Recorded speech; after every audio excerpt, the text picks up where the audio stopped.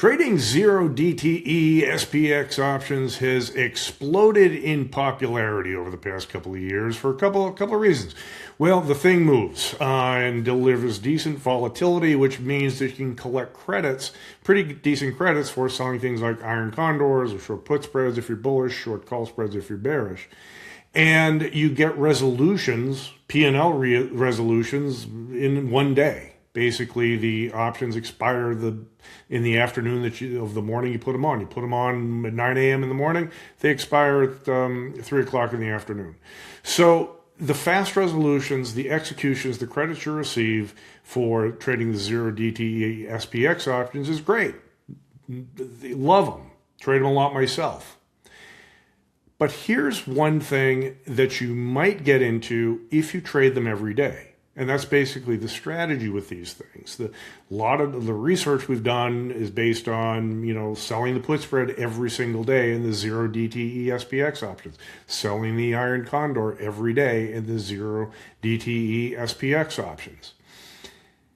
And the strategies often involve closing out those trades early. So if I sell the put spread at 9 o'clock, I try to buy it back when it reaches 50% profit. That might be at 10 o'clock, 11 o'clock, 12 o'clock, and it lets me not expose myself or have exposure to risk in the rest of the day. But that means it's a trade. So I'm entering a trade and exiting a trade on the same morning. No problem with that.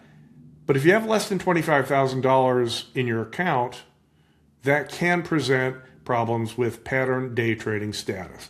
Let's talk about that for a second. Pattern day trading is a rule that that FINRA created back in, I think it was 2001, when the market was going crazy. People were buying, meme stocks and getting in and out of stuff, and then losing some money on them. So they decided to step in and said, you can't do more than 3 day trades or 4 total. If you do 3 day trades, you're okay, but a 4th will trigger pattern day trading status. And day trading is, let's say, buying 100 shares of IBM, selling 100 shares of IBM same day, buying a put in Tesla, and then selling it in the same day. Those are day trades. It's securities, the number of securities you actually buy and sell the same day. And the more of those you do, if you want to do that a lot, the net lick of your account has to be higher than $25,000. If it's less than $25,000, you can do 1 day trade, do a 2nd day trade, do a 3rd day trade. But as soon as you do the 4th day trade, bang, you get hit with a pattern day trading violation and your account's restricted for 90 days. Why is that happening? Well, as the day trading counts go, the 1 day trade, 2 day trades, 3 day trades is no violation. Why do they let you do that 4th day trade if it's going to cause a violation? Because the broker doesn't necessarily know what your strategy is. If you open up a trade in the morning, does the broker know, or do you even know if you're going to close it that same day? Maybe you let it go to the next day or the next week or whatever. It doesn't necessarily have to be a day trade. So they let you do that, open up that next position. But if you close it out, it creates a 4th day trade. Why do they let you close it out? Because they can't stop you from taking off risk. So if you have to take off risk in a trade, you take off risk in a trade. So you can wind up doing 4 day trades in less than 5 days, just trading these zero DTE options. If I sell the iron condor on Monday, and then do one on Tuesday, or sell a put spread on Monday, sell a put spread on Tuesday, sell a put spread on Wednesday, sell a put spread on Thursday, and I close it out early, then I wind up in pattern day trading violations. That's the issue. Now, that is only in terms of equity options. If the option expires worthless, if you let those things go, if you let the SPX options expire worthless, then no, it doesn't count as a trade, so no day trading. But here's the important point, and a way around this, if you decide to do these day trades every single day and want to manage them fairly aggressively, taking them off before they expire. pattern day trading rules, day trades only apply to equity options, stock and stock options. Wait a second, SPX isn't a stock. No, it's an index. I get that.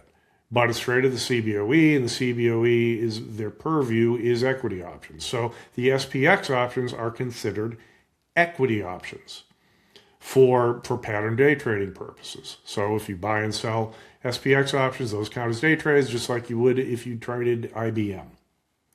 However, futures options don't have that problem. The futures options live under the CFTC world. And so if I day trade ES options, which are S&P 500 options, there's no day trading violations. I can trade them with less than a $25,000 net lick, and I don't get penalized. But are they equivalent trades? And that's what I want to talk about today. What I want to show you how this works. Okay, remember, SPX based on the S&P 500, ES futures based on the S&P 500. The price is a little bit different. SPX or the ES includes the cost of carry. That's why the ES price is different from the SPX price. But if you create iron condors, for example, based on options that have the same price, you're going to see a couple of interesting things. Let's go to the platform and load up an iron condor in SPX. So have one in here. Let's choose options that, let's create a $10 wide iron condor. Short options around $2. So the 64.75 is trading at $2. I'll buy a put $10 away. Let's go to the call side. Let's sell the 65.50s and buy the 66.60s. This is a $10 wide iron condor. Let's look at the metrics. I take in $1.35 credit. Max profit is $135. Max loss is $870. Let's remember those numbers. 140, let's say. Let's make the math easy. 140 and 860. Now what I'm going to do is go into ES. And if I choose options that have basically the same prices, so I'm going to go and do, let's say, the 16, sell the 65.15 put, buy the 65.05 put. Let's go to the call side, sell the, let's say, the 65.95, 66.05. Numbers are a little bit different because I'm not getting $2 for these options. But the idea is, look at this, the max profit is $60. Remember the other one was what, 140? So ES is about half the max profit of the SPX. That's because SPX, in SPX options, 1 point is equal to $100. In ES, 1 point is equal to $50.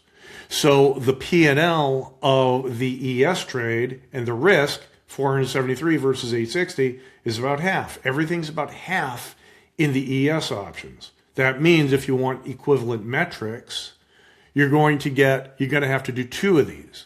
Okay, if I increase my quantity to 2, suddenly my max profit goes to 120, max risk goes to 880, very close to the SPX iron condor. Now, here's the difference. I can go in and buy these back if I wanted to. If I sell the iron condor in ES in the morning, buy it back in the later morning or early afternoon. I don't want to take the risk through the close. There's no day trading violation. And I can do this on Monday. I can do it on Tuesday. I can do it on Wednesday. Do it on Thursday.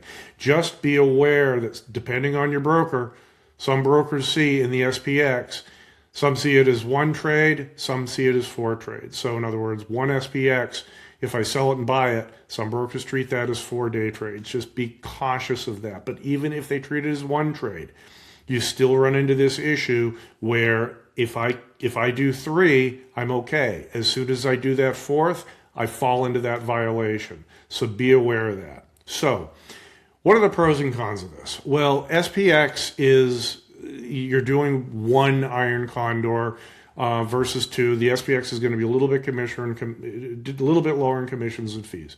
That's the way it is. The futures, you have to have a futures account. So you can open up a futures account and you should be able to trade that right alongside your equities account. That's the state of the art in 2026, right? Should be able to trade them side by side, your equities and your futures. So you have to do that. The other point is that pattern day trading rule hopefully will be canceled, rescinded, whatever, invalidated in the coming months. So maybe you won't have to worry about this for too much longer. Keep our fingers crossed with that. But that's a way, using ES options and knowing the equivalency to SPX options, that's one way to work around the pattern day trading rules if you have a net lick less than $25,000. Remember, these are not trade recommendations. Whatever you choose, SPX, ES, stocks, doesn't matter. Use defined risk trades to manage your risk and make sure that you are comfortable with the risk you are taking.